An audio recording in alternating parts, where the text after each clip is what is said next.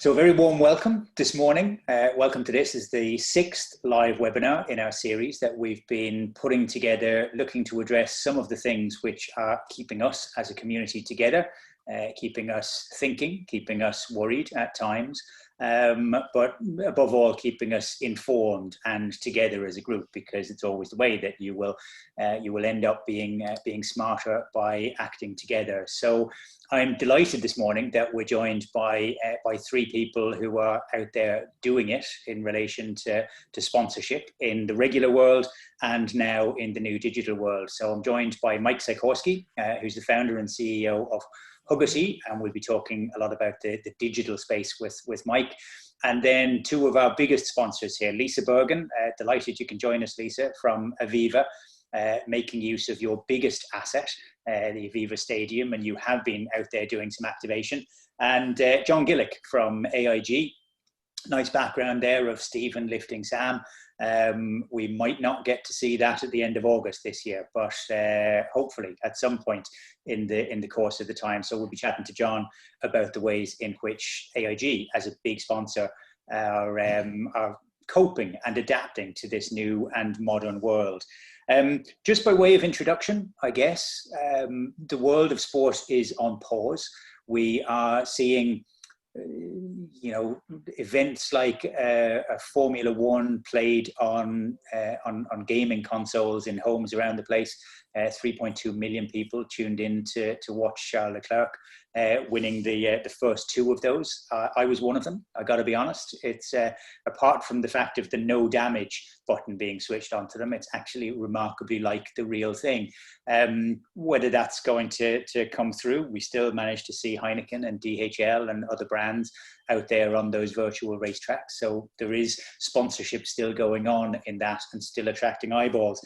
But the real world of live sport is on pause and there isn't an awful lot happening. So what will sponsors be able to do? We've heard over recent weeks that it is very unlikely that any sponsor is going to walk away from a sport in the short term just because of a lack of activity. But obviously there will be a pinch point coming along the way. We've seen this morning, one major sponsor in England has pulled out of a partnership with hockey, possibly unrelated to COVID-19, but we need to make sponsorship work, and we need to make it work harder and in different ways than we ever have done, so that we can maintain that relationship between business and sport that has served both sides so well.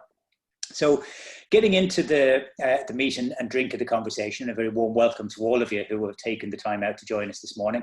We will have you out of here before 12 o'clock in case you've got other things to get onto. We're going to have the conversation now between Mike, Lisa and John, and then we will be opening up to a Q&A. You see a button down at the bottom of your screens, which will allow you to pose questions. Feel free to do it during the course of the session, and we'll get to those at the end of it. And everybody is open to answering questions of any sort. If you have questions about your home or motor insurance, probably best to leave those to the main call centres, but we'll continue. We'll just talk about the sponsorship side of it. So again, as I say, a very warm welcome. Lisa, delighted you could join us. You have been active in the sponsorship activation side. Each Friday night during April, you've been lighting up the Aviva Stadium to make as a mark of respect and thanks to the frontline workers and the HSE in particular, lighting it up in green and red. What was the logistical background to actually doing that in terms of the mechanics, first of all?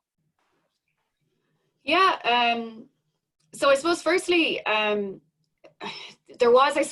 we knew that we could do this because we had done it last year for Pride. We lit it up in kind of the rainbow colors, so we knew it was possible. There was kind of some discussions internally about, yes, let's do it. But then I suppose we kind of had to pause for a minute and just see. At the minute, I think for brands, you either need to be helping or you need to be standing in solidarity. There's no point saying something for the sake of it. So I suppose we wanted to make sure that we had the right message to go out with it first.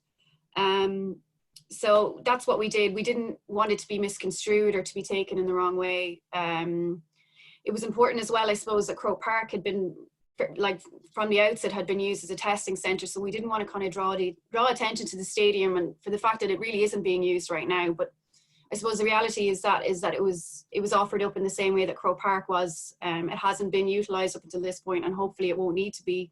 Hopefully things won't get that bad, but it was offered in the same way. So I suppose once we had spoken to the stadium and to our partners in the IRFU and the FAI, we decided it was the right thing to do. So from a logistical point of view, it was, I don't want to say the word easy, but last year when we did it, we had to get an external company in and kind of install infrastructure to do it, to light it up. Thankfully, there was an upgrade to the stadium ahead of what would have been Euro 2020. So the lights itself, they're state of the art. They came from the US, they're modeled on stadiums over there. So they really are the best you can get. So we can actually do it itself now. So you don't need to install any infrastructure. And I don't want to make it seem very simple because it's from the guys in the stadium who've told me this, but they could do it remotely with the touch of a button, really. So it was very easy to do. We didn't even need anyone to go into the stadium to do it. So it was great that we could do that much. So we did it at first. We kind of had it, I don't want to say a soft launch on it, but we didn't go out too big about it. We wanted to see what kind of reaction we got about it firstly. In the second week, we kind of wanted to do something that would hopefully get a little bit more traction and hopefully kind of draw people's attention to it a bit more. So we actually worked with Dara in the Brand Fans, who kind of been involved with the new stadium upgrade. Dara works with the big screen and the LED.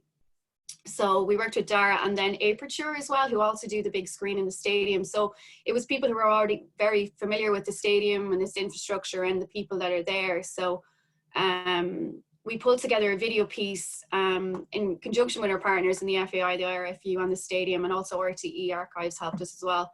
So yeah, we pulled together a video piece. We actually commissioned a poet to narrate a piece, and he wrote a piece directly for it as well, which he recorded under a duvet on his phone at home. So you can't get people into recording studios at the minute, but I've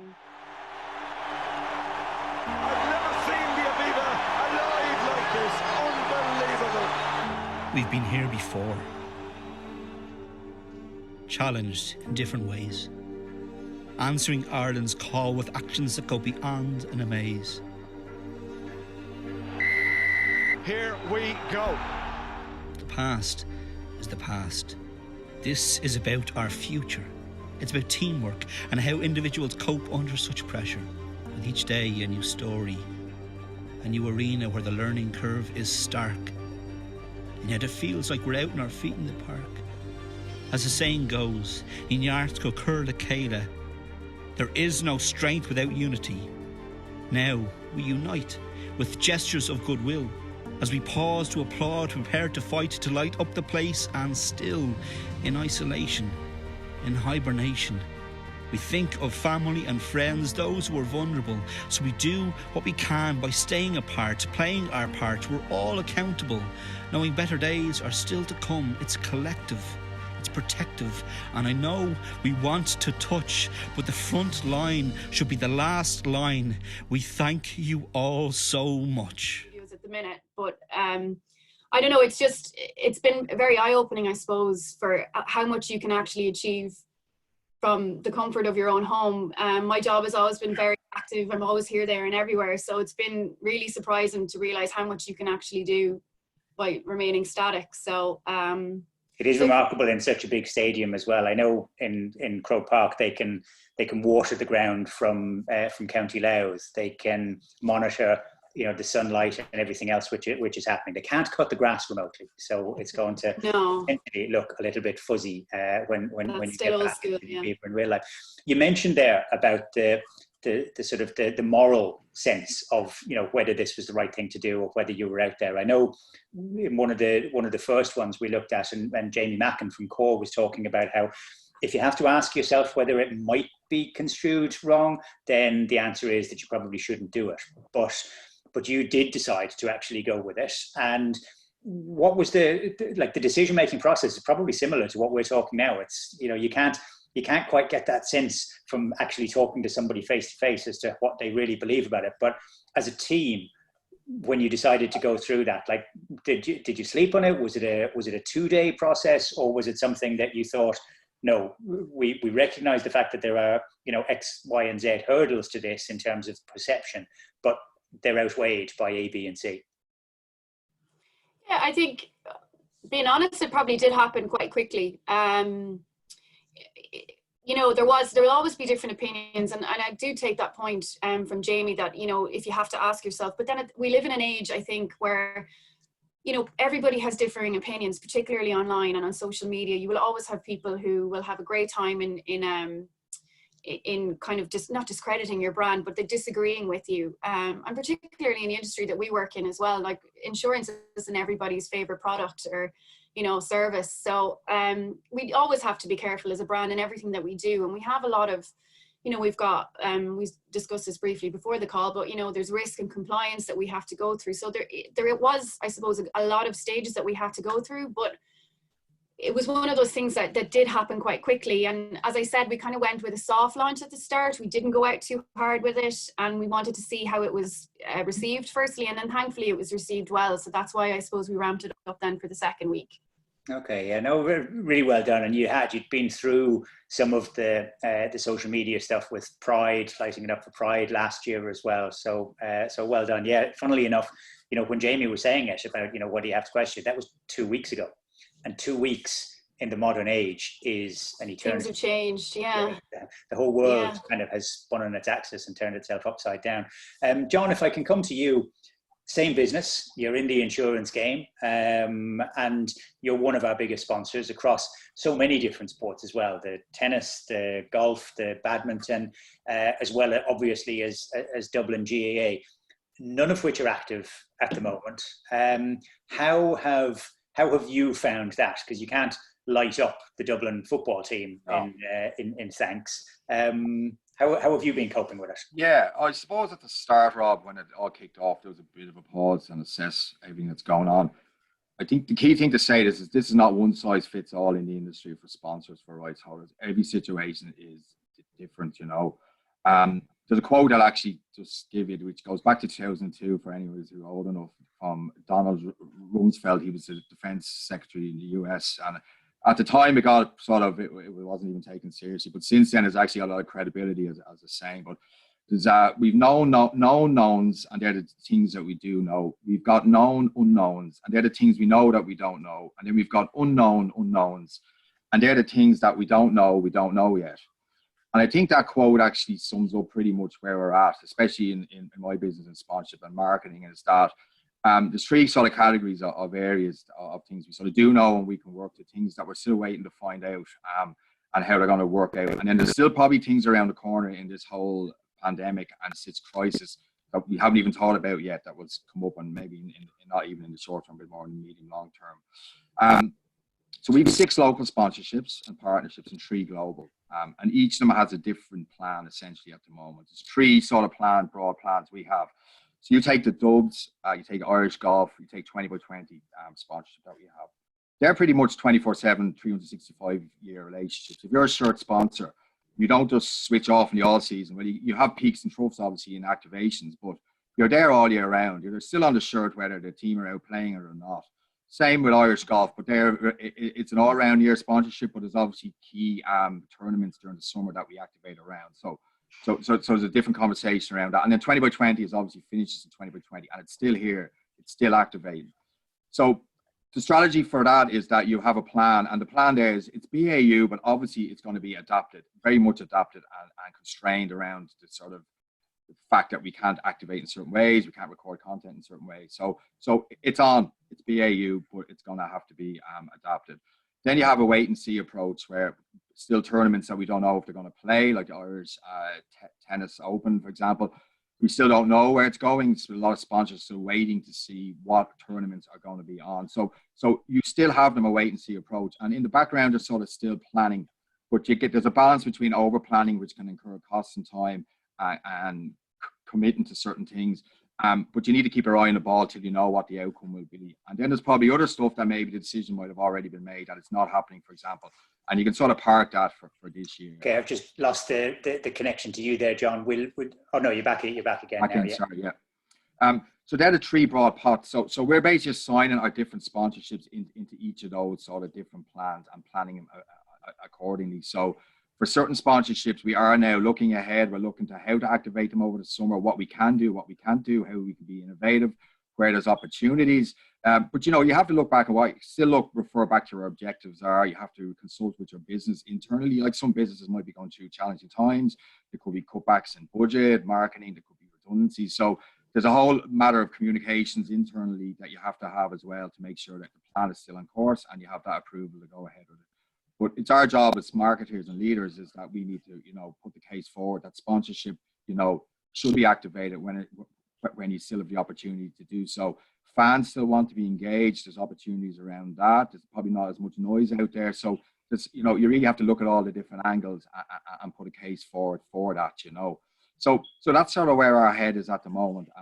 You know, we are planning on activating and just sort of over the next sort of weeks, it's changing every week, but we're sort of pulling plans together. Okay, and the 20 by 20 you spoke about, your timing was kind of perfect in that it's your chapter, so you're out in the show your skill. So at a time when everybody is out in the garden practicing handstands and shooting drills and running marathons and everything else in their back garden, you're giving somebody €1,000. That was perfect timing. What's the lift been like in the second month so far as opposed to the first month? It's been great. The quality and volume of entries in April. So March was the first month. We had this plan before Christmas. It launched in February. March was a good month, but really the traction's only gaining now. We're learning and tweaking the campaign as we go. The standard and volume of entries in April have been superb, and some of the quality, we've got some gold. I mean, there's a couple of videos that have come in that were like, wow, these are excellent, you know. So already we're excited about that, and it's for 6 months. So we're just going to build it every month, learn and adapt and tweak the campaign. But obviously it's tapping into what all those skills are out there. You know, there's a lot of people putting skills up. So it's just trying to use our contacts, use our relationships, be active in social media to actually channel all those skills that people are putting up on different sporting bodies, social media channels, to try and channel them into our entry form. It's a very simple entry, but it's, you know, you have a YouTube link, but we're finding now ways to do that and successfully. So we're really excited about how that goes. And it gives us a good platform both to activate 20 by 20 when obviously other plans have gone by the wayside or on pause because we can't activate them or we can't shoot content or whatever we were planning. So that gives us some platform to really rally our sort of support around, invest in it, and obviously give profile to 20 by 20. And obviously it gives profile to our brand as well. So okay, great, excellent. Mike, I want to come to you. You've been in the game now over the last number of years with activations that have ranged from the digital to very much the fan experience at the stadium, right on the cutting edge of you know, sponsorship activation and how it really does engage on a one-to-one basis. When one-to-one is now separated by 4 walls and 2 kilometers, how has your business pivoted to take account of that and working with you're working with, you know, a lot of international brands out there as well? How's it looking from your perspective at the moment? So yeah, we've seen, like John just said, like a pause for the first couple of weeks. Because we're working on a physical interactions, we started to see the world kind of stopping mid-February and end of February. We started to see those brands start to kind of putting things on pause and thinking what's going to happen next. At the beginning of March, we've seen almost every job that required physical experiential stuff being canceled. And at that point, we started to think, what can we do to move some of the things that we already have into digital? So why things that we already have is because we need to think how we can quickly adapt some of the products that were already there, like from a fan engagement perspective, using the same or similar to physical interaction where fans interact with us or with the technology that we built, and deliver it very, very quickly. So the brands and our partners or agency partners can use it very quickly as well. So we looked at few of the kind of known and proven products that worked before, such as, for example, our FanPick, where we kind of created a behind the closed door solution that you may see in the next couple of weeks once we go into that area of playing games behind the closed doors, so fans can get engaged. And then also looked at some of the solutions that we already tried last year from the augmented reality pieces, which engage fans one-on-one, can create a very kind of unique experience in those four walls or outside in our kind of in Irish example, 2 kilometer radius, but in the other countries those restrictions are much looser. So we can, for example, create augmented reality treasure hunts for fans that can go out and can experience different things along the way. So we looked at those kind of things, and we know that brands and clubs more and more, after first 4 weeks, we've seen more and more clubs and brands that work with us and agencies asking us, what can we deliver different than just social media engagement? Obviously, we were all blown away by the creativity of the teams in the clubs, in the teams, on the rights holder side, preparing different quizzes, repeats, and everything that kind of engages fans on social media. But we feel that at some point, the brands, like here we have sponsors that they want to, it's difficult for them to get on that bandwagon together with the club, together with the rights holders. So they will need to create some kind of a space for a partner where the technology comes in, which is not just the social media broadcast, it's also an interaction. So we start to have the partner again brought into the conversation a bit more than just the club having conversations. Okay, and is that being driven by the clubs themselves, conscious of the need to work with their partners, or is it being pushed by the partners saying, look, you know, we're paying you X amount, you've got to come up with something smart here to get us into the game? Yeah, so what we see the clubs are actually searching for something to accommodate partners, okay? So like, again, we need to look at how we create tools for fans to engage them and enhance experience. So fans know what we're doing. Fans know that we're trying to sell something to them, all right? So the same way like Aviva or AIG or any other good partner to the club or a rights holder does, we need to enhance the experience of a fan. And we all understand it very, very clearly, but there are clubs driving it. They know that once they start to attach to all the, let's say, recipes or quizzes or archive messages, archive footage, they start to attach branded pieces. That will be a bit kind of, can be feel as a pushback from the fans. That's why they are looking for technology tools that will enhance the experience. But I think that we'll start to see it more and more only after we come from the phase of no games into the phase of playing behind the closed doors, which hopefully will happen within the next month or two. It does. It looks as though in Germany it might happen within a couple of weeks, albeit you fear a little bit from the medical side of it that it might start and then stop quite quickly. We don't know. Obviously, the mass gatherings here have been pushed back until September at the earliest. We'll do a little poll in a few minutes now, just in and around that, as to a sense of it. You mentioned the fan pick, and I can remember back in 2011, probably. Maybe it was 12-13. But I remember tagging myself on Hill 16 when Dublin won in All Ireland, and it was great. And I could go on to social media and I could tag myself in it.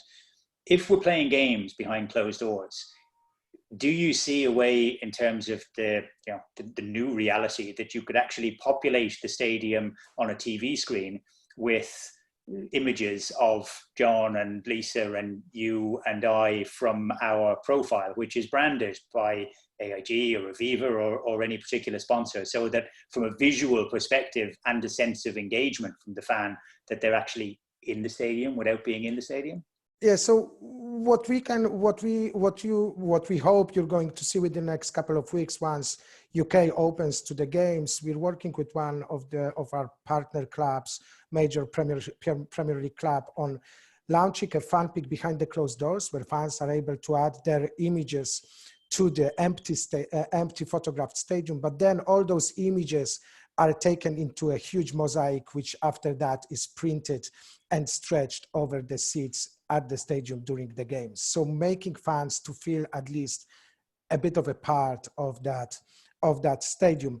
We did a very similar project in 2012 with Cybercom at that time, where we took the flag to Euros. It was a joint Green Army, and that flag was carried by other fans, so that way you could be in Poland for Euro 2012. So this is an example of what we looked at when we knew what's happening and what we foreseen can happen over the next couple of months, where we took proven products, updated them, made them technologically refreshed, all right, because like things done a couple of years ago obviously would be at the different kind of technological level. So it's easier, more seamless for fans, more accessible, and then we can have those products that work very well there used here in a different setting and with slightly different narrative and telling a different story. Okay, and that's again like the important thing is you're utilizing technology which is already there and is already proven, as opposed to coming out into it. That's exactly it. So one, it's proven that it engages fans, so we know that fans will kind of get onto it. The second thing is we have that all partially developed, so we don't risk a very prolonged, for example, Q&As or from a technology point of view. So we are working on a verge of a technology and experience. So one, we remember about the fans, about how to engage them and how to create that enhanced experience. But on the other hand, we need to know that the technology needs to support it, okay? So we need to develop the technology in a time, so we don't have it ready in September when everything goes back to life, okay? So that will become obsolete. But at the same time, we're trying to create something that even when it goes back to normal, this stuff that we're developing now can be used, so it can be fit into the strategies of the brands and clubs that we're working with. How does it sound to you, Lisa? The Aviva Stadium with a giant mosaic stretched all across the Aviva branded seats, albeit with an Aviva branding on the top of it. Yeah, look, I think, as Mike said there, I think we're probably going to see the best of innovation in the next couple of months. So whether it is something like that, or as I'd mentioned before, our LED has been upgraded as well. So I don't think they're 100% there yet, but maybe hopefully in the next few months, you know, we can have live updates. I've seen things with different clubs like Liverpool before, like Google Hangouts, with you can have live, you know, you can beam in straight from live from people's sitting rooms straight onto the LED, that type of thing, and also the big screen. So yeah, I think it kind of presents opportunities where we never really had them before. We also have access to a TV studio as part of our contract for games as well. So it's a question of, you know, is there some clever things that we could do with that? So I suppose we'll be utilizing different assets in different ways now. So it's no doubt a challenge for all of us, but at the same time, there's plenty more new opportunities. So yeah, that type of innovation that Mike has spoken about there, definitely we'll be looking at all that kind of stuff. Okay, and is that on your radar as well, John, that sort of that use of technology and going beyond social media? Absolutely, yeah. I mean, we're looking at all options.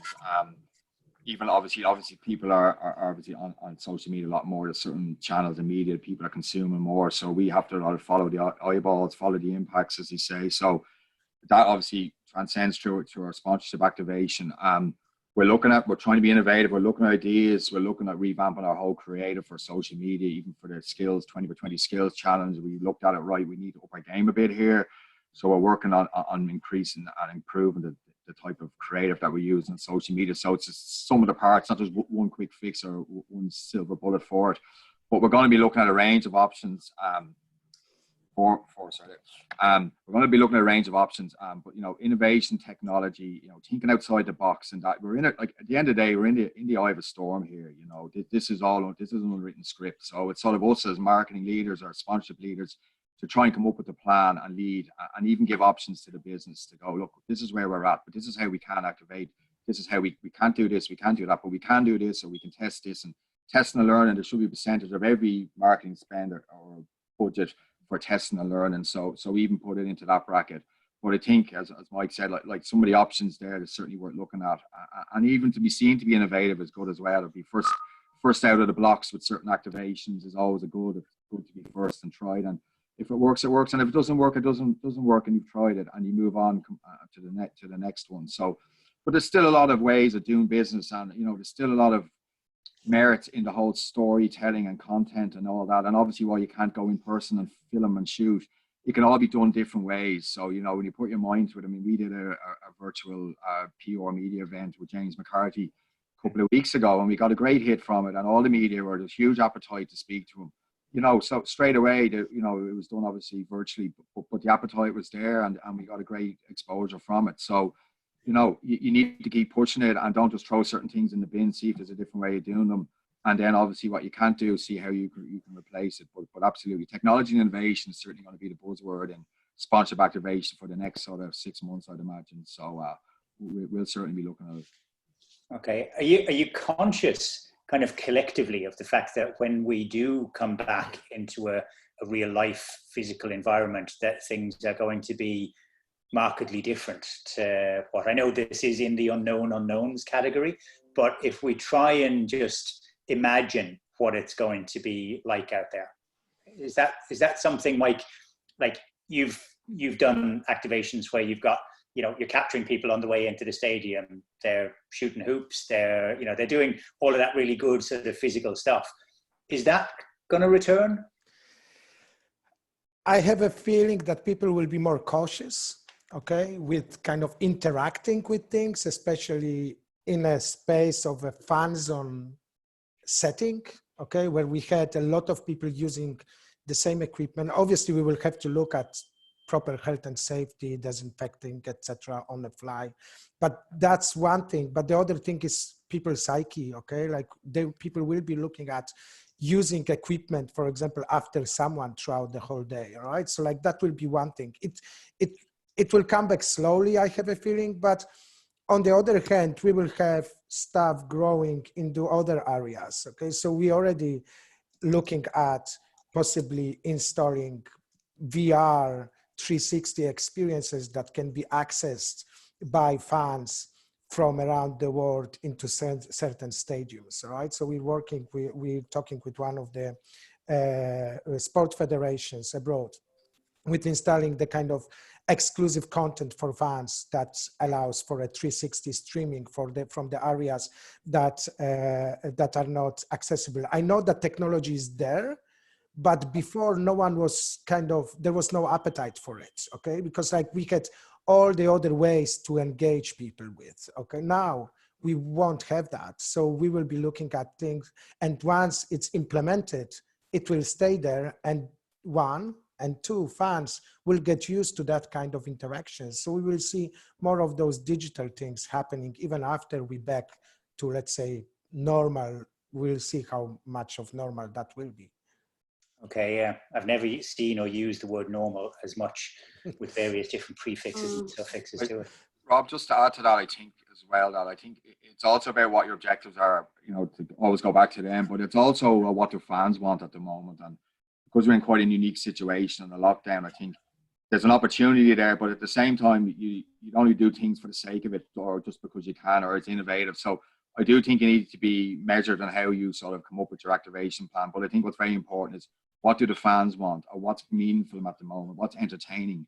You know, people are screaming out for obviously entertainment. They want to be make them feel happy, whatever it is. But I think you need to look at that and be careful as well. They don't just ram stuff down their throat or push it out of channels because you're able to. That audience wants to be engaged, but they want to be entertained. The tone has to be right for the circumstance we're in. So, you know, I do think you have to take all those factors into account in overall what you're planning to do. Because I think that's important. That could be the big difference between what performs well and what doesn't perform. It's become a very crowded marketplace as well. I was conscious yesterday in our content on Sport for Business. I think we had 4 or 5, you know, sort of calls out for, you know, doing this for X charity or doing that for Y charity. You know, some of them with brands involved, all of them involved with asking people to do something. But if I wanted to do all 5 of them, I'd be here until Christmas trying to run, jump, you know, move biscuit from my forehead into my mouth, all sorts of, you know, weird and wonderful things. It has become really crowded. Like, is that, once it gets as busy as that, as a brand, do you take a step back and wait for things to settle again, Lisa? Definitely. I think, as probably I said from the outset, but I really feel like you shouldn't just say things for the sake of saying something. we've worked with our agency partners, and for any kind of content, I suppose, that we're putting out at the minute, our mantra, I suppose, are our 3 stages. It's the 3 R's. So it's reassurance, our presence. So it's people know, and our customers and fans, whoever that may be, knowing that we are there. I suppose in the industry that we're in as well, it's a really important one too. Insurance, like people are still driving as normal. People still need to get from A to B, and their homes need to be looked after. So it's important that we're there. The next stage is resilience. So it's to show that no matter what happens, because we don't know how bad things are going to get before they get better. So it's to show that as a company, we're still there. And then I suppose probably what we're discussing now, it's our plan for reemergence. So it's what our new normal is going to look like. Because as you had said there, you know, before things go back to normal, but at the same time, do we want everything to go back to normal? You know, John spoke about the media event with James McCarthy there. You know, it's always a thing. We all want to get good media coverage. Sometimes it's media attendance that lets us down, but if it's going to be that easy for media to speak to players from the comfort of their own homes, is it not a great thing that we could actually facilitate that from now on? So I think there'll definitely be some things that we will take from these moments and bring it into whatever our new reality will be whenever it basically comes upon us. So absolutely. I think even from our perspective, like we would have aimed to do around about 30 live events over the course of 12 months, and you know, all of which are, you know, similar, bringing people together. What I miss, and what I think we all miss, is that kind of, it's the 5 minutes before and the 10 minutes after, and it's the conversation, it's the, you know, geez, I haven't seen you in ages, what do you think of, and those kind of things that we're still missing out on. But now we're doing 2 a week in terms of these webinars, and they're proving popular, they're proving right. I don't need to spend time in terms of getting to somewhere. I don't need to spend a huge amount of money in terms of, you know, establishing a room and charging admission and things like that. So yeah, maybe the new normal works. Just going back over the polls, the first poll that we had, from a fan perspective, 81% of us want to see behind closed doors action coming back. So I know we've got somebody from the Gaelic Players Association here in the room, and from the FAI. The fans want it, but whether it's going to be possible or whether it's fair on the players is interesting as well. And very few saying no. 17% not sure, which is fair enough. We're just going to launch one more now. We've got in terms of when, as a group, we think that we'll be coming back. So let me just see now if we can get that.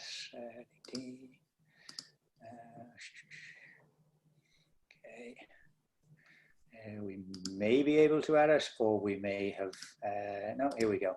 Okay, so it's when do you think that we're going to be back in the stadium?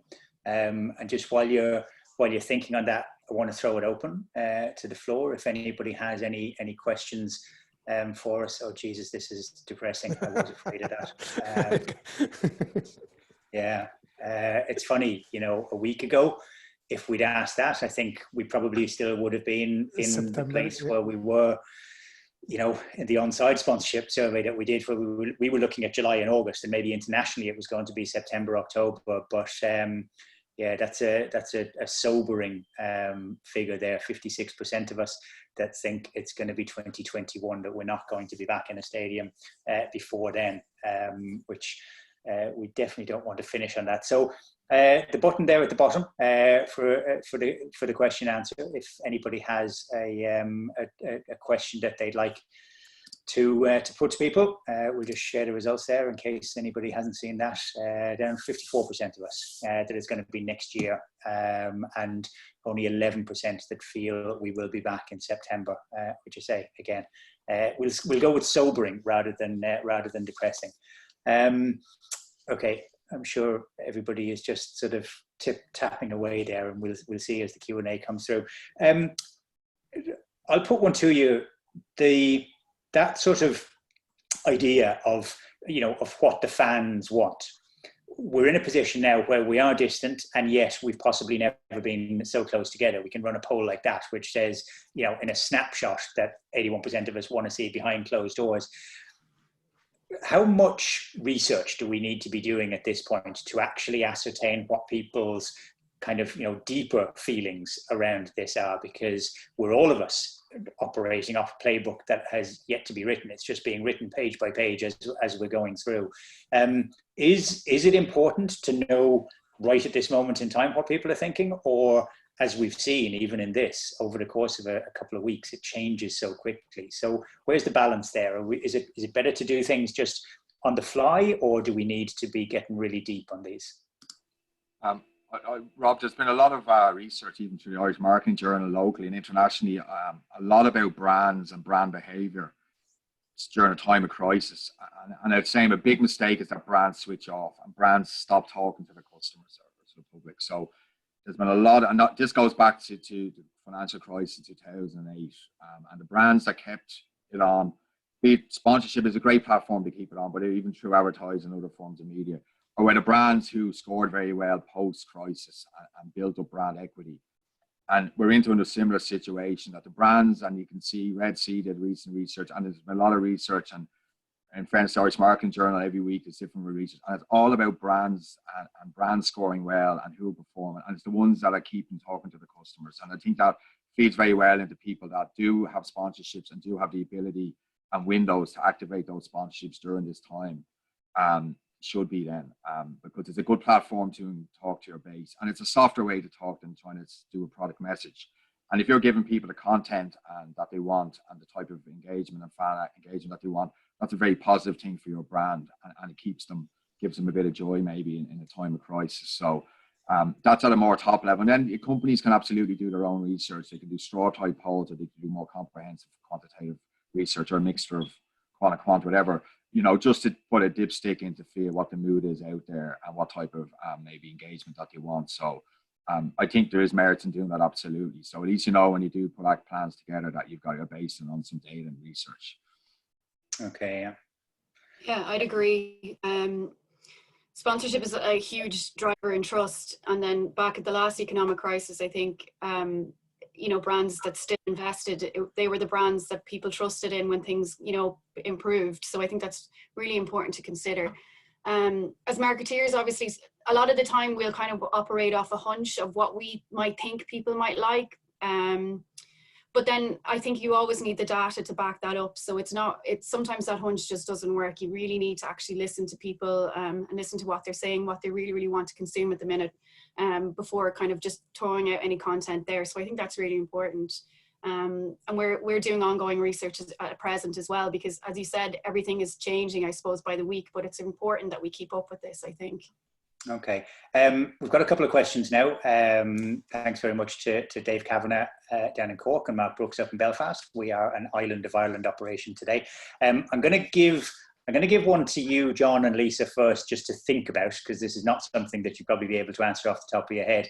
As a sponsor, what are the 3 most important things you want from a rights holder right now? So have a think about that. And I'll throw one to you, Mike, from Mark up in Belfast with Belfast Giants.